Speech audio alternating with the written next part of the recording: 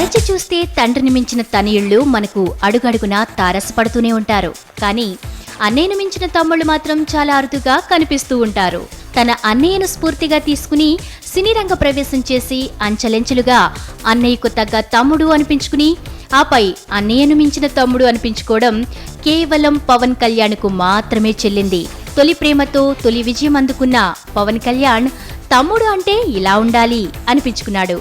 ముఖ్యంగా అప్పటి వరకు తెలుగు సినిమా హీరోకున్న డెఫినిషన్ను సమూలంగా మార్చేశాడాయన. ఆ తర్వాత వచ్చిన బద్రి పవన్ కళ్యాణ్ను పవర్ స్టార్ని చేస్తే తదుపరి వచ్చిన ఖుషి అతన్ని ఋషిని చేసేసింది. ఖచ్చితంగా హిట్ కొట్టాలన్న బలీయమైన కాంక్షను అతడి నుంచి దూరం చేసేసింది. అందుకే ఖుషి వంటి ఆల్ టైమ్ ఇండస్ట్రీ హిట్ తర్వాత ఓ సంవత్సరం పాటు ముఖానికి మేకప్ సైతం వేసుకోకుండా సినిమాలకు దూరంగా ఉండిపోయి 2 సంవత్సరాల తర్వాత జానీ మేరా నామ్ అంటూ చాలా సాదాసీదాగా ప్రేక్షకుల ముందుకొచ్చారు. ప్రయోగానికి పెద్దపీట వేసి హీరోయిజాన్ని కాస్త పక్కన పెట్టి స్వీయ దర్శకత్వంలో పవన్ కళ్యాణ్ నటించిన జానీ పవర్ ఫ్యాన్స్ ను నిరాశపరిచింది. అయినా సరే పవన్ కళ్యాణ్ సినిమాలో ఓపెనింగ్స్ చెక్కు చెదరకపోగా సినిమాకు పెరుగుతూ వచ్చాయి.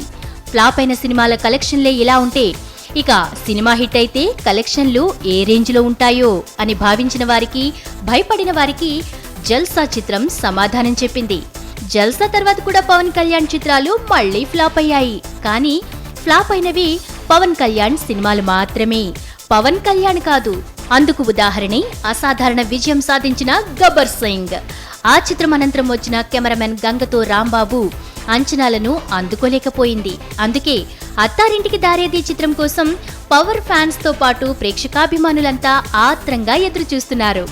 అడ్డంకులన్నీ అధిగమించి అత్తారింటికి దారేది అఖండ విజయం సాధించి పవన్ కళ్యాణ్ పవర్ ఏంటన్నది మరోమారు తేటతెల్లం కావాలని మనస్ఫూర్తిగా కోరుకుంటూ 42వ జన్మదినం జరుపుకుంటున్న పవర్ స్టార్ కు రాజశ్రీ తెలుగు అందిస్తున్న హృదయపూర్వక జన్మదిన శుభాకాంక్షలు. మరిన్ని అప్డేట్స్ కోసం సబ్స్క్రైబ్ చేసుకోండి మీ రాజశ్రీ తెలుగు.